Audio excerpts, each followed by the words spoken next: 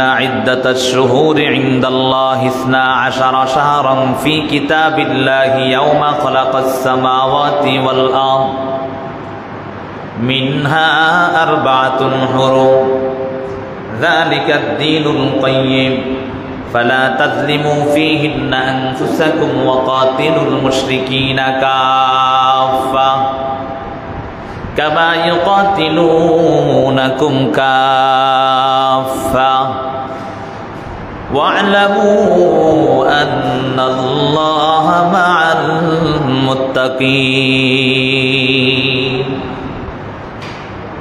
রব নিজেই এত সুন্দরভাবে উল্লেখ করেছেন কোরআনের আয়াতগুলো। ইন্না ইদ্দাতাশ শুহুরি ইনদাল্লাহি 12 শাহরান ফি কিতাবিল্লাহ ইয়াওমা খালাকাস সামাওয়াতি ওয়াল আরদ। আল্লাহ বলেন নিশ্চয়ই ইন্না ইদ্দাতাশ শুহুরি ইনদাল্লাহি 12 শাহরান ফি কিতাবিল্লাহ। আল্লাহ তাআলার নিকট আসমান জমিন সূচনা লগ্ন থেকেই মাস 12টি করে গণনা করে আসছেন। সুবহানাল্লাহ। মিনহা আরবাআতুন হুরুম, তার মধ্যে 4টা মাস হলো সম্মানিত। সুবহানাল্লাহ। আর সেই 4টা মাস কোন 4টা এটা কোরআনে না আসে নাই, কিন্তু হাদিসের মধ্যে নবীজি বলে গেছেন। সেই 4টা মাস হলো জিলহজ, জিলকদ, মুহররম এবং রজব। আর আমরা কিন্তু জিলহজ মাস শেষ করছি মাত্র, নাকি? জিলহজ মাস কত দামি, কত সম্মানিত মাস। সম্মানিত হওয়ার কারণে আল্লাহ তাআলা হজের মৌসুমটা এই জিলহজ মাসে রাখছে, ঠিক না? কথা বুঝেন তো আপনারা? আমার জিলহজ মাসটা সম্মানিত হওয়ার কারণে আল্লাহ তাআলা হজের মৌসুমটা জিলহজ মাসে রাখছে। শুধু তা নয়, কোরবানির এমন একটা আনন্দ মুসলমানের, সেই আনন্দের বিষয়টাও কিন্তু আল্লাহ তাআলা জিলহজ মাসে রাখছে। আর সেই মাসটা পার হতে না হতে আরেকটা সম্মানিত মাস আসছে, সেটা হলো মুহররম মাস। সেটা কি মাস? মুহররম মাস। এটা অর্থ নিষিদ্ধ, সম্মানিত। নিষিদ্ধ মানে বলে ওই সময় যখন রাসূলুল্লাহ সাল্লাল্লাহু আলাইহি ওয়াসাল্লামের জামানায় এবং তার আগের থেকেই এই 4টা মাসের যুদ্ধ বিগ্রহ, মারামারি, হানাহানি, কাটাকাটি সব বন্ধ ছিল। কি ছিল? বন্ধ ছিল। এই 4টা মাস কেউ কারোর সাথে মারামারির মধ্যে লিপ্ত হইতো না, কেউ কারোর সাথে যুদ্ধের মধ্যে লিপ্ত হইতো না, মানে সবকিছু নিষিদ্ধ ছিল। নবীজি আসার পর তিনার সাথে চুক্তি হয়েছে, তিনিও মেনে নিয়েছেন। কিন্তু পরবর্তীতে বেঈমানরা তাদের চুক্তি আর রাখে নাই, চুক্তিকে ভঙ্গ করছে। ভঙ্গ করার কারণে আল্লাহ তাআলা আয়াত নাযিল করছে। কি আয়াত?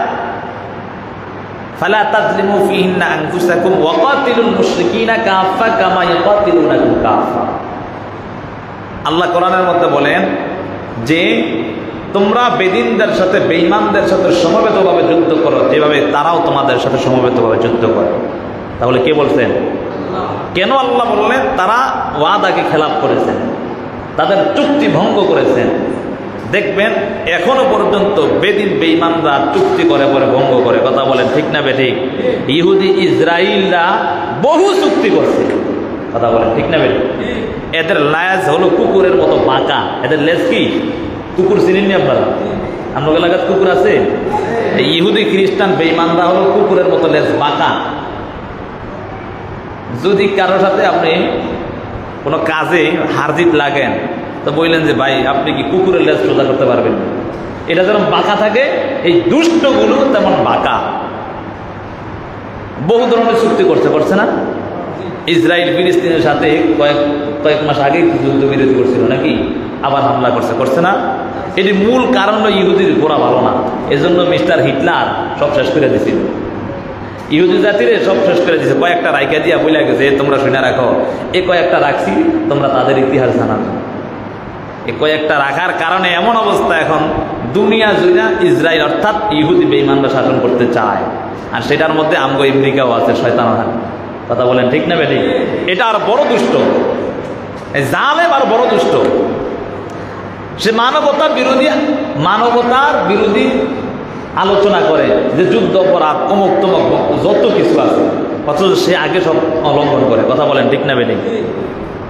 মূল কথা একটাই, আলোচনা মূল বিষয় না। যেটা বোঝাতে চাচ্ছিলাম সেটা হলো তাদের মূল ভালো না, তাদের মূল কিনা ভালো না। এজন্য মুসলমান তাদের থেকে সাবধান হতে হবে, মুসলমান তাদের থেকে কি হতে হবে? সাবধান হতে হবে। আল্লাহ তাআলা পবিত্র কোরআনের মধ্যে বলেন ওয়াকাতিলুনাকুম কাফা কামা ইয়াকাতিলুনাকুম কাফা, যে তোমরা বেঈমানদের বেদিনদের সাথে মুশরিকদের সাথে যুদ্ধ করো সমবেতভাবে। কেন? তারাও তোমাদের সাথে সমবেতভাবে যুদ্ধ করেছে। এই জন্য আল্লাহ তাআলা এই 4টা মাস যে সম্মানিত ছিল তার মধ্যে নিষিদ্ধ ছিল প্রথম বেদিনরা যখন ওয়াদা ভঙ্গ করেছে, যার কারণে আল্লাহ আদেশ জারি করে দিলেন যখন হামলা আসবে তখনই প্রতিহত করতে হবে। সুবহানাল্লাহ, যখন হামলা আসবে তখনই প্রতিহত আমাদের করতে হবে। এই জন্য মুসলমান হলো বীরের জাতি, কথা বলেন ঠিক না বেটি? মুসলমানরা হলো কিসের জাতি? বহু দাম্ভিকতা দেখাইছে, ইরানের সাথে মুক্তমুখ করবে, যখন হামলা শুরু করছে অবস্থা খারাপ হয়ে গেছে, ঠিক না? এত সহজ না দুনিয়া। মুসলমান এলায় কালিমাতুল্লাহর দাওয়াত দেয়, এই কালেমার জান্ডা বুকে নিয়ে তারা এমন মুসলমান যার এক হাত যখন বেঈমানরা শহীদ করে দিয়েছে আরেক হাতে কালেমার জান্ডা উত্তোলন করেছে, কথা বলেন ঠিক না বেটি? মুসলমান এমন জাতি যেই মুসলমানের দ্বিতীয় হাতটাকে যখন শহীদ করে দিয়েছে, মুসলমান তার দাঁত দ্বারা সেই মুসলমানের কালেমার জান্ডাকে উড্ডীন করে রেখেছে, কথা বলেন ঠিক না বেটি? মুসলমান তো হলো এমন জাতি যে মুসলমান মৃত্যুর আগ পর্যন্ত তার কালেমার জান্ডাকে উড্ডীন করেছে যাতে করে নিচে না পড়ে যায়। আমরা কিন্তু সেই মুসলমান। আমাদের ইতিহাস ভুলে গেলে চলবে না, আমাদের ইতিহাস আমরা ভুলে গেলে চলবে না। আমরা মুসলমান। আল্লাহ আমাদেরকে বুঝার তৌফিক দেন, সকলে বলে আমিন। তাহলে বোঝা গেল এই মাসটা হলো নিষিদ্ধ, সম্মানিত ছিল এক সময়। আরেকটা সম্মানিত অর্থ কিভাবে?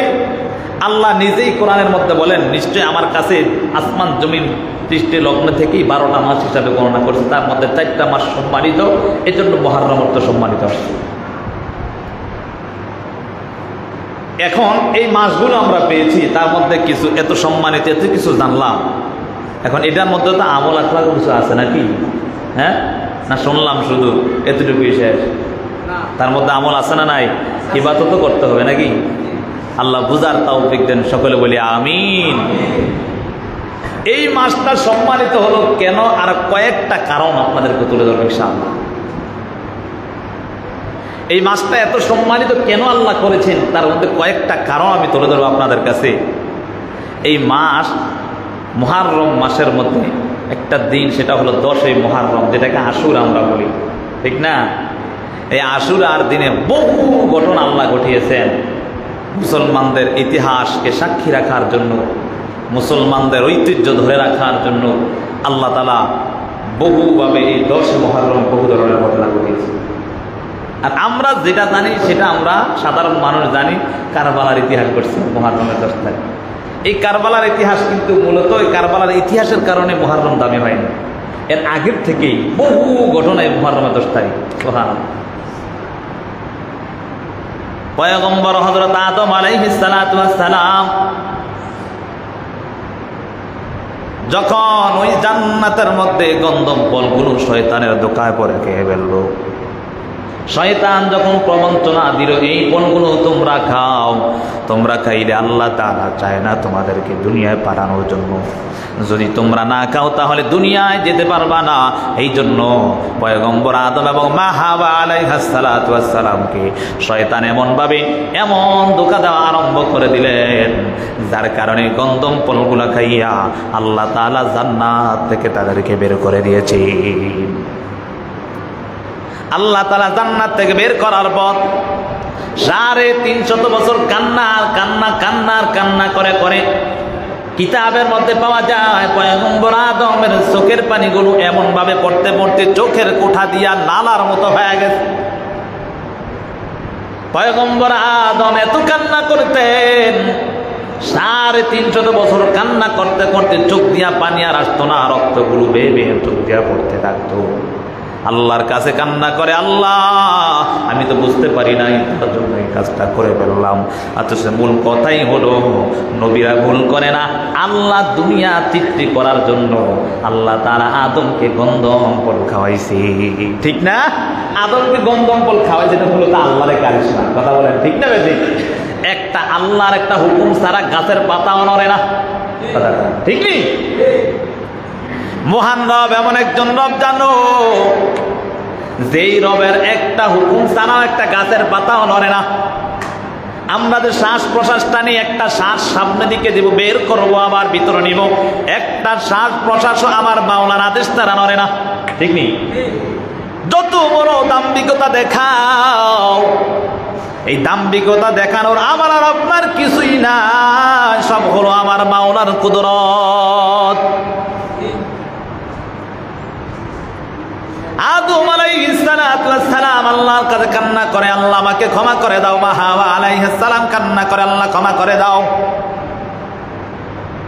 পয়গম্বর আদম কান্না করতে করতে 350 বছর কান্নার পর আল্লাহ তাআলা মুহররমের 10 তারিখ আমার নবী আদম আলাইহিস সালামের কান্না কবুল করে নিয়েছি। 10 তারিখ মুহররমের 10 তারিখ আল্লাহ তাআলা আদমের কান্নাকে কবুল করছে। সুবহানাল্লাহ। এই 10 মুহররমের কত দাম জানো? সামনে যে কিয়ামত সংঘটিত হবে শুক্রবার দিন, মুহররমের 10 তারিখেই কিয়ামত সংঘটিত হবে। এই মুহররম মাসের এত দাম, এত দাম, এত দাম। এই মুহররম মাসে বহু ধরনের অলৌকিক ঘটনাগুলো আল্লাহ ঘটাইছেন। পয়গম্বর নূহ আলাইহিস সালামের কথা শুনছেন আপনারা? 950 বছর এলায় কালিমাতুল্লাহর দাওয়াত দিয়েছেন না? কালিমার দাওয়াত দিতেছে, কিন্তু তার কওমের লোকেরা, গোত্রের লোকেরা মুসলমান হচ্ছে না, কালেমা গ্রহণ করছে না। আল্লাহর কাছে কান্নাকাটি করলেন। আল্লাহ তাআলা বললেন, হে নূহ তুমি তোমার কাজ ছেড়ে ফেলো। আল্লাহ তাআলা আমি সংক্ষেপে আপনাদেরকে বোঝানোর জন্য বলতেছি। নূহ আলাইহিস সালাম 950 বছর কালেমার দাওয়াত দেওয়ার পর যখন স্বতঃস্ফূর্তভাবে তারা কালেমার দাওয়াত গ্রহণ করছে না, আল্লাহর কাছে কান্না করে, আল্লাহ আপনি তাদেরকে ধ্বংস করে দেন। আল্লাহ তাআলা ওই পয়গম্বর নূহের কথা এমনভাবে গ্রহণ করেছেন। আল্লাহ তাআলা বলেন, হে নূহ তুমি একটা কিস্তি বানাও, নৌকা বানাও। কি বানাও? নৌকা। আবার কত কত লোকেরা এই নৌকার দলিল দেয়, বলে নৌকা হলো নূহের নৌকা, এই নৌকা দিয়াই জান্নাত পাওয়া যায়। নাউজুবিল্লাহ। বুঝেন না এই কথা? কত দলেরা এই কথা কয়, নৌকা হলো নূহের নৌকা, নূহ নৌকা যেমন আমগো নৌকা তেমন। আল্লাহ বুঝার তৌফিক দেন সকলে বলে আমিন। ওরে বাবা, হ্যাঁ। আবার আরেক দলেরা কয় ধানের ছাড়া না খাইলে শেষ, উমুক তুমুক কত কিছু বোঝার জন্য। মূল হিসাব হলো যেটা বোঝাতে চাচ্ছি রে বাবা, এটা মূল বিষয় না, সেটা হলো বুঝাতে চাচ্ছিলাম পয়গম্বর নূহ যখন কালেমার দাওয়াত দিতেছেন, কালেমার দাওয়াত গ্রহণ করে নাই। কালেমার দাওয়াত গ্রহণ না করার কারণে আল্লাহর কাছে কান্না করে, আল্লাহ আপনি তাদের ব্যবস্থা করে দেন। আল্লাহ তাআলা পয়গম্বর নূহ আলাইহিস সালামকে আদেশ করলেন, হে পয়গম্বর নূহ তুমি নৌকা বানাও, কিস্তি বানাও। 3 তলা বিশিষ্ট নৌকা যখন নির্মাণ করলেন, নির্মাণ করার পর ওই তাদেরকে কওমের লোকদেরকে ডাকাডাকি আরম্ভ করলেন। যারা মুসলমান হতে লাগলো তাদেরকে, মুসলমানদেরকে তাদেরকে বললো, আল্লাহ তাআলা বললেন তুমি জোড়ায় জোড়ায় এবং পশু পাখি কীট পতঙ্গগুলোকে সকলকে নৌকার মধ্যে উঠে আনাও। যারা তোমার দলবদ্ধ হবে তারা এই নৌকার মধ্যে উঠতে পারবে, অন্য কেউ উঠতে পারবে না। আল্লাহ তাআলা আদেশ করার পর পয়গম্বর নূহ আলাইহিস সালাম তাদের সকল যত লোক ছিল তাদের সকলকে এই নৌকার মধ্যে উঠায় ফেলালেন। কিন্তু উঠায় আনার পর আল্লাহ তাআলা উঠানোর আগে যখন সকলকে ডাক দিলেন, ওই বেঈমানরা তারা এমনভাবে নূহ আলাইহিস সালামকে এমনভাবে ঠাট্টা বিদ্রূপ শুরু করে দিলেন। তাকাইয়া দেখি একজন আরেকজনকে বলে, দেখো তাকাইয়া দেখো, নূহ যেমন বোকা নাউজুবিল্লাহ, তার আল্লাহ তেমন বোকা নাউজুবিল্লাহ। কি কয়? নূহ যেমন বোকা তার আল্লাহ তেমন বোকা নাউজুবিল্লাহ। বলে কেন? এত বড় নৌকা বানায় সেটা থাকবো? বুঝেন নাই কথা? এত বড় নৌকা যেটা বুঝাতে চাচ্ছে, এই ঘটনা থেকে কি বুঝাতে চাচ্ছে এটা কিন্তু বুঝতে হবে আপনাদের। এত বড় নৌকা বানাইছে, বলে নূহ যেমন বোকা তার আল্লাহ বোকা নাউজুবিল্লাহি মিন যালিক। সবাই পরামর্শ কইরা বেঈমান বেদিনরা পরামর্শ করে একটা কাজ করছে, নৌকা বানাইছে, এই নৌকার শেষ করে দেবনি আমরা। পয়গম্বর নূহ যখন নৌকাটা সুন্দরভাবে বানানো শেষ করলেন,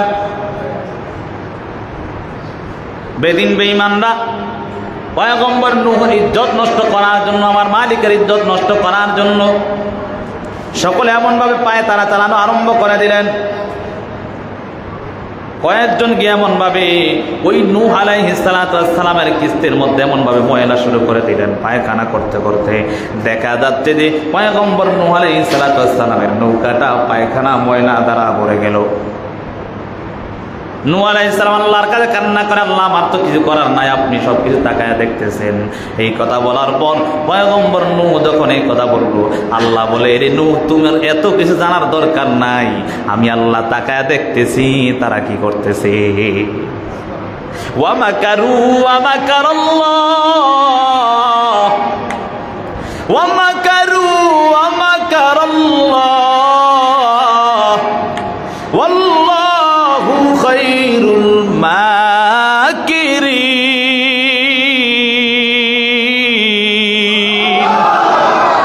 আল্লাহ কোরআনের মধ্যে বলে, হে বেঈমানরা, বেদিনরা, তোরা শুনে রাখ, তোরা যতই চক্রান্ত করছ, আমি আল্লাহ উত্তম পরিকল্পনাকারী।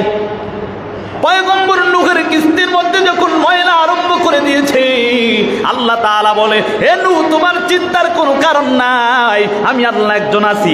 যখন তাদের মধ্যে সবাই এমনভাবে ময়লা আরম্ভ করে দিলেন, আল্লাহ তাআলা তাদের মধ্যে একজন লোক ছিল বার্ধক্যজনিত, কেউ বলেন সে মহিলা ছিল, কেউ বলেন সে পুরুষ ছিল, যেই থাকুক না কেন, বার্ধক্যজনিত হওয়ার কারণে আল্লাহর বান্দা আল্লাহ তাআলা যখন ময়লা করতে গেলেন, সাথে সাথে আল্লাহ তাআলা ধাক্কা দিয়া ওই ময়লার মধ্যে ফালায় দিয়েছে। ধাক্কা দিয়া ময়লা ফালানোর পর যখন সবাই এমন ভাবে পুরা নূহ আলাইহিস সালামের জমানায় যারা বেদিন বেঈমান ছিল, তাদের সকলের কুষ্ঠরোগ হয়ে গেছে। কি রোগ হয়েছে? কুষ্ঠরোগ, বুঝেন তো? ধরেন বিভিন্ন ধরনের বসন্ত রোগ, অন্যান্য এমন ভাবে রোগে আক্রান্ত হয়ে গেছে, কোনো কিছুই ভালো হয় না। ওই যেই লোকটা পড়ছে তারও এমন অবস্থা হয়েছে যে কুষ্ঠরোগ হইয়া অবস্থা খুব খারাপ। কিন্তু যখন ময়লা করতে গেছে, নবী পয়গম্বর নূহ আলাইহিস সালামকে ইজ্জত নষ্ট করার জন্য গেছে, আল্লাহ তাআলা, ওই যে বললাম আল্লাহ উত্তম পরিকল্পনাকারী। কে? কথা বলেন, আল্লাহ হলো উত্তম পরিকল্পনাকারী। মহান রব যখন ধাক্কা দেওয়া ফেলাইছে, উঠার পর কোন রকম ঘরে গিয়ে তাড়াতাড়ি পরিষ্কার হয়ে আসছে, তাকায় দেখে পুরা কুষ্ঠরোগ সব ভালো হয়ে গেছে। সুবহানাল্লাহ। কুষ্ঠরোগ কি হয়ে গেছে? ভালো হয়ে গেছে। সবাই দেখায় দেয়, কিরে ঘটনা কি, তোমার দিয়ে সব সুস্থ হয়ে গেছে, কিভাবে, কি কোন ঔষধ খাইছো? বলে, ভাই রে, কোন ঔষধ খাই না, যেই নূহ নৌকা বানাইছে, নৌকার মধ্যে আমরা ময়লা করছিলাম, সেই নূহের নৌকার ময়লার মধ্যে পড়ছিলাম, আর ওইটা দিয়ে সব ভালো হয়ে গেছে। সুবহানাল্লাহ। সাথে সাথে বেঈমান বেদিনরা এমন ভাবে পাত্র দিয়া ওই ময়লাগুলো এমন ভাবে নিয়ে গেছে, শেষ পর্যন্ত 3 বার করে ধৌত করছে, পরিষ্কার করছে। সুবহানাল্লাহ। কিতাবের মধ্যে আসছে 3 বার ধৌত করছে এটাকে। আল্লাহ বলে, এনু তোমার টেনশনের প্রয়োজন নেই, যারা করছে তা করে দিয়ে আবার গাও, এত সহজ না দুনিয়া। কথা বলেন ঠিক না বেঠিক? যেটা বুঝাতে চাচ্ছিলাম, নূহ আলাইহিস সালাম নৌকা বানালেন। কিস্তি বানানোর পর সকলকে নিয়ে যখন এমন ভাবে বানানো শেষ করলেন, তারা এমন ভাবে ওই নূহ আলাইহিস সালামকে ইজ্জত নষ্ট করেছেন। তারপরের দিন সকালবেলা তাকায় দেখে এমন ভাবে বৃষ্টি শুরু হয়ে গেল, এমন বৃষ্টি শুরু হয়ে গেছে, বৃষ্টি এমন প্রবল বেগে বৃষ্টি শুরু হয়ে গেল। কিতাবের মধ্যে পাওয়া যায় 300 ফিট 500 ফিট উঁচা পাহাড়গুলো পর্যন্ত এমন ভাবে এমন পানি আসার কারণে 500 ফিট পাহাড় পর্যন্ত পানি নিচে চলে যায়। সুবহানাল্লাহ। 500 ফিট পাহাড় উঁচা, ওই পাহাড়গুলো পর্যন্ত পানি নিচে চলে যেতেছে। যেই বেদিন বেঈমানরা বলে সেই মরুভূমি এলাকার মধ্যে পানি আসবে কোথা থেকে? তাদের চুলার নিচ থেকে, তাদের বাসার নিচ থেকে এভাবে পানি ওঠা আরম্ভ করে দিলেন, যার কারণে এমন অবস্থা হয়ে গেল, তাদের প্রত্যেকটা এমনভাবে ধ্বংস হয়ে গেল। সুবহানাল্লাহ বললেন না? বেদিন বেঈমানরা তাদের সমস্ত কিছু ধ্বংস হয়ে গেল। আল্লাহ তাআলা এমনভাবে কুদরতের কারিশমা কোন পয়গম্বর নূহ আলাইহিস সালামকে দেখাইতেছে। বন্যা এমন ভাবে চলা আরম্ভ করে দিলেন, কিতাবের মধ্যে পাওয়া যায় এমন বন্যার কখনো আসেও না। এই বন্যা আসতে আসতে যখন এমন ভাবে হয়ে গেল, সমস্ত বেদিন বেঈমানরা দুনিয়া থেকে বিদায় নিয়ে চলে গেল। আর ওই বেদিন বেঈমানরা দুনিয়া থেকে বিদায় নেওয়ার পর পয়গম্বর নূহ আলাইহিস সালামের কিস্তি মুহররমের 10 তারিখ আসিয়া জুদি নামক পাহাড়ের মধ্যে আটকা পড়েছে। সুবহানাল্লাহ। এই মুহররমের 10 তারিখ পয়গম্বর নূহ আলাইহিস সালামের কিস্তি নৌকা জুদি নামক পাহাড়ের মধ্যে আল্লাহ আটকাইছেন। সুবহানাল্লাহ। মুহররমের 10 তারিখের এত দাম হওয়ার কারণটা কি রে বাবা? আরো কত এমন উল্লেখযোগ্য ঘটনা। পয়গম্বর মূসা আলাইহিস সালামের সাথে ছিল ফেরাউন, আসিল নি? যেই ফেরাউন এত নির্যাতন পয়গম্বর মূসা আলাইহিস সালামকে করেছেন, মুসলমানদের উপর এত নির্যাতন, মুসলমানদের উপর এত নির্যাতন করতে করতে পয়গম্বর মূসা আলাইহিস সালামকে আল্লাহ তাআলা আদেশ করলেন, পয়গম্বর মূসা তুমি এখান থেকে চলে যাও। যখন পয়গম্বর মূসা তার হাতের মধ্যে একটা লাঠি ছিল, ওই লাঠিটা দ্বারা যখন আঘাত করলেন, সমুদ্রের মধ্যে আঘাত করার কারণে, আল্লাহ তাআলার আদেশে আঘাত করার কারণে আল্লাহ তাআলা ওই সমুদ্রের মধ্যে 12টা রাস্তা করে দিয়েছেন। সুবহানাল্লাহ। পয়গম্বর মূসা এবং বনী ইসরাইলদেরকে নিয়ে যখন 12টা রাস্তা দিয়া রওনা করলেন, এদিক দিয়া বেঈমান বেদিনরা ফেরাউন তার দলবল নিয়া পয়গম্বর মূসা এবং বনী ইসরাইলের লোকদেরকে এমন ভাবে আক্রমণ করার জন্য পিছু এমন ভাবে লাগলো, যার কারণে পয়গম্বর মূসা আলাইহিস সালাম এমন ভাবে হাঁটা দৌড়াদৌড়ি আরম্ভ করে দিলেন। কিতাবের মধ্যে পাওয়া যায়, মুফাসসিরিনে কেরাম এই আয়াতের এই তর্জমা অর্থগুলো ব্যাখ্যা করতে গিয়ে বলেন যে শুনে নাও, ওই ফেরাউন এমন ভাবে পয়গম্বর মূসার পিছু লাগলো যে কিছুক্ষণ থাকলে মনে হয় যেন আবার ধরে ফেলতো। যখন পয়গম্বর মূসা এবং বনী ইসরাইলের লোকেরা রাস্তাগুলো পার হইয়া অপর সাইডে উঠে গেল, ফেরাউনের দলবল নিয়ে, ফেরাউন নিজেই তো খোদা দাবি করতো, ঠিক নেই? হ্যাঁ, মূসা হারে আমি ভাববো না, মানে আমার কথাই সব চলে। আল্লাহ বলে কার বুঝেন নাই? আল্লাহ মাঝে মাঝে ছাড় দেয়, ছেড়ে দেয় না, বুঝেন নাই? দেখবেন মাঝে মাঝে কারিশমা প্রকাশ পায়, কেরামতি প্রকাশ পায়। ফুদিছে ভালো হয়ে গেছে, হুজুর সারাদিন করে গুনার কাজ, ইমাম সাহেব আমি ইমাম সাহেব, কিন্তু হুট করে একটা ফুদিছি যে বাপরে বাপ ভালো হয়ে গেছে, আমি বড় বিশ্ব হুজুর হয়ে গেছি। বুঝেন না? এমন কিছু কেরামতি হয় না মাঝে মাঝে? তো এই জন্য আল্লাহ ছাড় দেয়, ছেড়ে দেয় না, যখন ধরে অবস্থা খারাপ করে দেয়। এই জন্য সাবধান হয়ে যাও। 17 বছরের রাজত্ব কইরা বহুত কিছু করছে, কিন্তু কিছুই করতে পারে না, সব খালি চলে গেল। যারাই আসছে সব বেশি কিছু করা যাবে না, বেশি কিছু করা যাবে না। আল্লাহ ছাড় দেয়, ছেড়ে দেয় না। আল্লাহ ছাড় দেয়, ছেড়ে দেয় না, এত সহজ না দুনিয়া। সাবধান, শিক্ষা অর্জন করো। এরে বাবা, যে কথা বলতেছিলাম, ফেরাউন নিজে খোদাই দাবি করে। এই ফেরাউনের ইতিহাস জানেননি? ফেরাউন সারাদিন খোদা দাবি করে, রাত্র যখন গভীর হইত আল্লাহর কাছে কান্না করতো, আল্লাহ আমি জানি আপনি একজন আছেন। আল্লাহর কাছে বলে, আল্লাহ আমি জানি আপনি একজন আছেন, আমার সব দিয়ে দেন, দুনিয়াতে আমার কবর কিছু লাগতো না। আল্লাহ কয়ে যা তোরটাই সই, তোরে দিলাম, কিন্তু যখন ধর্ম আর ছাড়তাম না। বুঝেন না এই কথা? যখন ধরবো আর ছাড়বো না। ফেরাউন তো খোদাই দাবি কইরাই মরছে। পয়গম্বর মূসা আলাইহিস সালাম তার দলবল নিয়ে যখন রওনা হয়ে গেল, যখন অপর সাইডে গিয়া উঠে বলল, ফেরাউন তার দলবল নিয়ে আবার ওই নদীর মধ্যে যখন সমুদ্রের মধ্যে হাঁটা আরম্ভ করে দিলেন, আল্লাহ তাআলা যখন মাঝামাঝি গেলেন, আল্লাহ তাআলা পানিকে ডাক দেয়া বলো, তাড়াতাড়ি ছাপ দে, আর সারা যাবে কথা কয় না, আর সারা এর পানি চাপ দে, আর সারা যাবে না।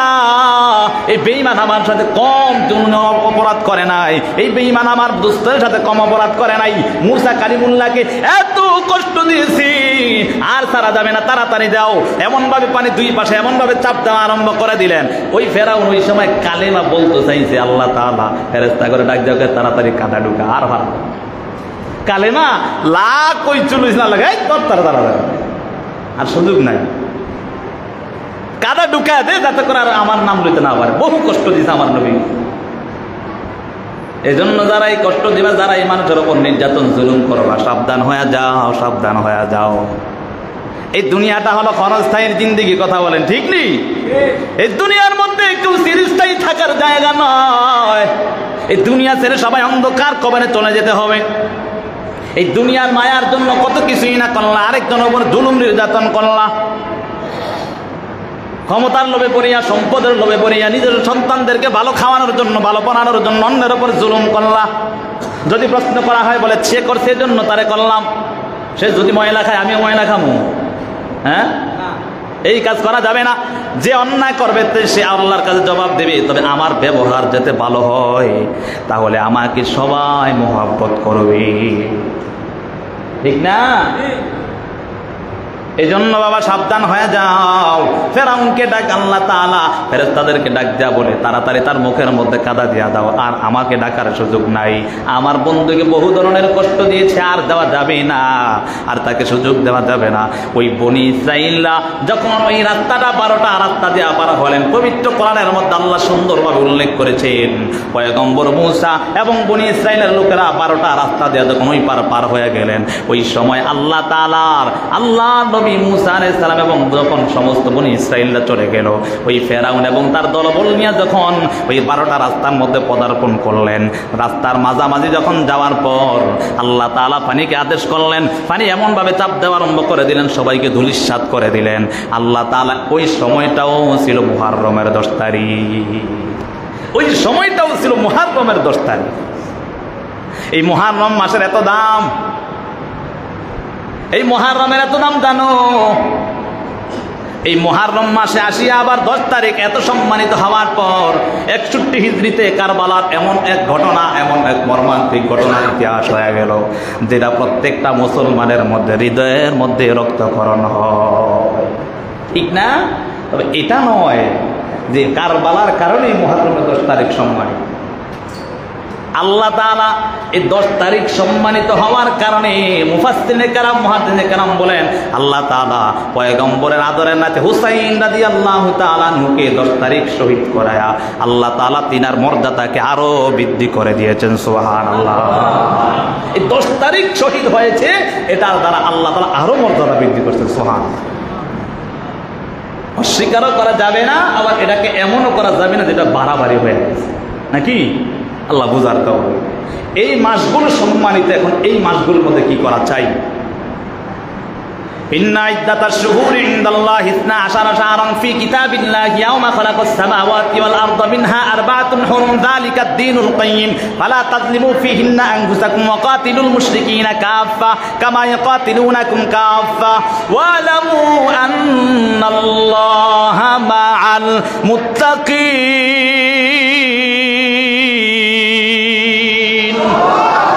আল্লাহ বলেন, ইন্না ইদ্দাতাশ শুহুরি ইনদাল্লাহি 12 শাহরান ফি কিতাবিল্লাহি ইয়াওমা খালাকাস সামাওয়াতি ওয়াল আরদা মিনহা আরবাআতুন হুরুম, নিশ্চয়ই আসমান জমিন সমূহ সৃষ্টির লগ্ন থেকেই আমি আল্লাহর কাছে গণনা মাস হিসাবে 12টি, তার মধ্যে মিনহা আরবাআতুন হুরুম, তার মধ্যে 4টা মাস হলো সম্মানিত। তার 4টা মাস কি? যিলকদ, যিলহজ, মুহররম এবং রজব মাস। এই 4টা মাস হলো সম্মানিত।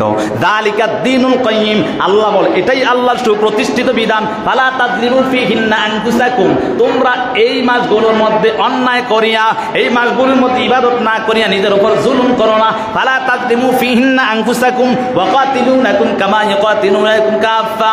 আল্লাহ তাআলা বলেন, ফালা তাযলিমু ফীহিন্না আনফুসাকুম, আল্লাহ তাআলা বলেন তোমরা এই মাসের মধ্যে জুলুম করো না, নিজের উপর জুলুম করো না। আল্লাহ তাআলা এই কথাই বোঝাতে চাচ্ছেন। তারপরের আয়াতে আল্লাহ তাআলা বলেন, হে দুনিয়ার মানুষ শুনে রাখো, শুনে রাখো, এই মাসগুলো সম্মানিত হওয়ার কারণে আমি আল্লাহ তাআলা তোমাদেরকে সম্মানিত করেছিলাম এই মাসগুলোর মধ্যে। তার কারণে ওই সময় যুদ্ধ, বিগ্রহ, মারামারি, হানাহানি, কাটাকাটি বন্ধ ছিল। কিন্তু যখন বেদিন বেঈমানরা মুসলমানদের সাথে ওয়াদা খেলাপ করেছে, চুক্তি খেলাপ করে ফেলেছে, এই জন্য যখনই তোমাদের সাথে, তোমাদের উপর আক্রমণ করবে, সাথে সাথে তোমরা ইসলামের জন্য, দ্বীনের জন্য পাল্টা প্রতিহত করবা। ফালা তাযলিমু ফীহিন্না আনফুসাকুম ওয়া কাতিলুল মুশরিকিনা কাফা। কাফের বেঈমান মুশরিকরা যেমন ভাবে তোমাদের উপর সমবেতভাবে যুদ্ধ করেছে, তোমরাও তাদের সাথে সমবেতভাবে যুদ্ধ করে তাদেরকে পরাজিত করো।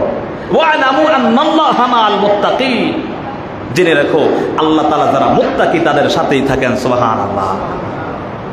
যারা মুত্তাকি তাদের সাথে কে থাকে? জোরে বলেন কে থাকে? এই মাসগুলো সম্মানিত।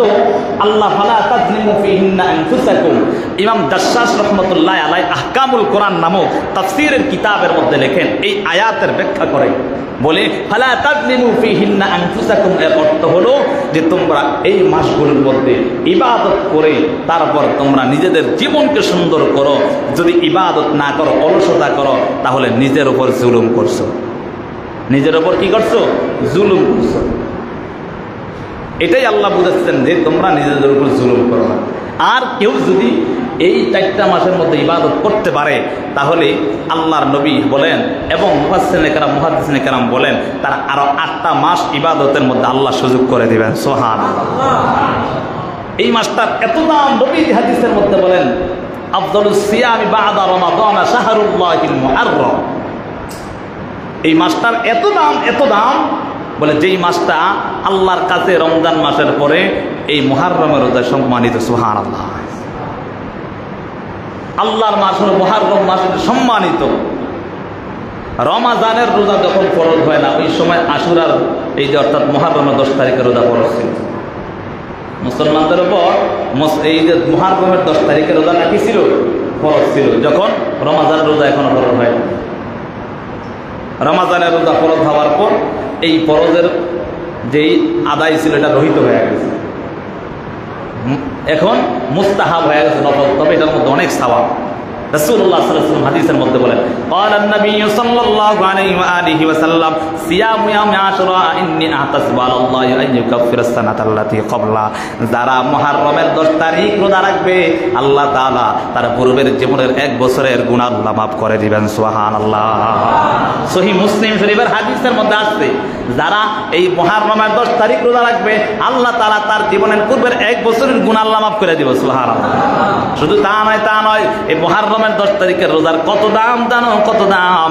আল্লাহ নবী যখন হিজরত করে মক্কা থেকে মদিনায় চলে গেলেন, মক্কা থেকে মদিনায় হিজরত করে যাওয়ার পর তাকাইয়া দেখে ইহুদিরা, বেঈমানরা, তারা এমন ভাবে মুহররমের 10 তারিখ রোজা রাখছে। পয়গম্বর ডাক দিয়া বলে তোমরা কেন রোজা রাখলা? বলে এই তারিখটার মধ্যে আল্লাহ তাআলা পয়গম্বর মূসা এবং বনী ইসরাইলের লোকদেরকে ফেরাউনের নির্যাতন থেকে হেফাজত করেছে এবং ফেরাউনের দলবলকে এমন ভাবে ধূলিসাৎ করে দিয়েছে, পানির সাথে মিশায় দিয়েছে, যার কারণে আমরা শুকরিয়া আদায় করব। মূসাকে এতভাবে হেফাজত করার কারণে আমরা ওই দিনটার মধ্যে রোজা রাখি। আল্লাহর নবী ডাক দেয়া বলেন নাহনু আহাক্কু বিমূসা মিনকুম ফাসামাহু আমারু বিসিয়ামি। আমরা তো তোমাদের চেয়ে আরো বেশি হকদার মূসার, কারণ মূসা বলেন আমার ভাই। মূসা হলো কি? আমার ভাই। এজন্য তোমরা তো একটা রোজা রাখছো। না, হতে পারে না, আমরাও তোমাদের বিরুদ্ধে যে আরো রোজা রাখবো। সুমু আশুরা ওয়া খালিফু ফীহি ইয়াহুদা ওয়া সুমু ক্বাবলাহু ইয়াওমান ওয়া বা'দাহু ইয়াওমান। নবীজি বলেন তারা তো বেঈমানরা তো মূসার জন্য শুকরিয়া তার একটা রোজা রাখে, তোমরা তাদের সাথে একসাথে করা যাবে না, তোমরা তাদের বিরুদ্ধাচরণ করো। 2টা রোজা রাখবা। কয়টা? কথা বলেন, কয়টা? 2টা। কিভাবে 2টা রাখবা? মুহররমের 9 তারিখ, 10 তারিখ বা 10 তারিখ 11 তারিখ? পারবো তো ইনশাআল্লাহ। মুহররমের 9 তারিখ আর 10 তারিখ বা 10 তারিখ বা 11 তারিখ 2টা দিন আমরা রোজা রাখবো। পারবো না ইনশাআল্লাহ? আল্লাহর নবী জীবনে 4টা কাজ কখনো ছাড়তেন না। কয়টা কাজ? 4টা কাজ। তার মধ্যে মুহররমের 10 তারিখের রোজা কখনো আল্লাহ নবী ছাড়তেন না। ফজরের নামাজের আগে 2 রাকাত সুন্নাত আছে না, এই সুন্নাত কখনো ছাড়তেন না। অনেকে বলেন হুজুর ফজরের নামাজে পড়ি, বুঝলেন না কথা? তারপরে আবার জিলহজের 9 তারিখ আরাফার রোজাটা, এই রোজা আল্লাহ নবী ছাড়তেন না কখনো। প্রত্যেক মাসের 13, 14, 15 তারিখ 3টা রোজা আল্লাহ নবী কখনো ছাড়তেন না। তাহলে এই জিনিসগুলোর কত দাম, যেটা বোঝাতে চাচ্ছি সেটা হলো 1 নম্বর আমরা আমল শিখলাম। এই মাসটা সম্মানিত, যার কারণে এই মাসের মধ্যে ইবাদত করলে আল্লাহ আরো 8টা মাসগুলোর মধ্যে ইবাদতের সুযোগ করে দিবেন। পারবো তো ইনশাআল্লাহ? 2 নম্বর আমল হলো মুহররমের 10 তারিখ রোজা রাখবো ইনশাআল্লাহ। পারবো তো ইনশাআল্লাহ? 10, 11 বা 9, 10 পারবো তো ইনশাআল্লাহ? 3 নম্বর আমল হলো এই 10 তারিখ আমরা পরিবার পরিজনের জন্য হাতকে প্রশস্ত করে দেব। কি করে দিব? খরচের হাতকে কি করে দিব? প্রশস্ত করে দিব। হাদিসের মধ্যে আসছে কেউ যদি মুহররমের 10 তারিখ তার পরিবার পরিজনের জন্য খরচের হাতটাকে প্রশস্ত করে দেয়, আল্লাহ তাআলা এই উসিলায় পুরা একটা বছর তার রিজিকের অভাব দূর করে দেবে। সুবহানাল্লাহ। এমন প্রশস্ত করছে, টাকা দিতে যাও মার্কেট করে বাজারে, এমন প্রশস্ত। খাওয়া দাওয়া ভালো করে খাওয়ানোর জন্য বলছে। পারবেন তো ইনশাআল্লাহ? আল্লাহ আমাদেরকে বোঝার তৌফিক দেন। যে কথাগুলো বললাম সর্বপ্রথম আমাকে আমল করার তৌফিক দান করুন, তারপর সকলকে আমল করার তৌফিক দান করুন। যারা সুন্নাত আদায় করেনি সুন্নাত আদায় করেনি। আসসালামু আলাইকুম।